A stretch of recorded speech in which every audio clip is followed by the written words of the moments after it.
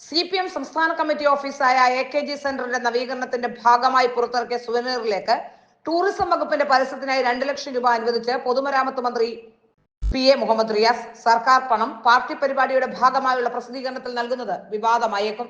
AKG സെന്ററിന്റെ പുതിയ മന്ദിര നിർമ്മാണവുമായി ബന്ധപ്പെട്ട് പുറത്തിറക്കിയ സുവനീറിലേക്ക് 2 ലക്ഷം രൂപയുടെ പരസ്യം ആവശ്യപ്പെട്ട് സുവനീർ കമ്മിറ്റി കൺവീനർ ടൂറിസം ഡയറക്ടർക്ക് അപേക്ഷ നൽകിയിരുന്നു.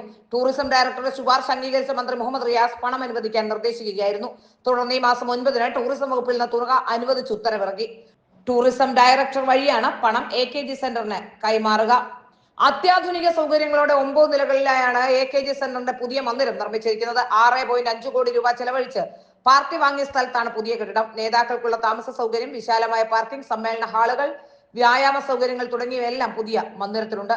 ഏതായാലും സർക്കാരിന്റെ തുക കൂടി എടുത്ത് ഇപ്പോൾ AKG സെന്ററിന് അനുവദിച്ചിരിക്കുന്നു എന്നാണ് മനസ്സിലാക്കാൻ സാധിക്കുന്നത്. ഉദ്ദിഷ്ട കാര്യത്തിന് ഉപകാരസ്മരണയാണോ മുഹമ്മദ് റിയാസ് ടൂറിസം വകുപ്പിൽ നിന്ന് ഈ പണം നൽകിയതിന് പിന്നിലെന്ന് സംശയിച്ചാൽ പോലും അതിൽ അതിശയോക്തി ഉണ്ടാവില്ല.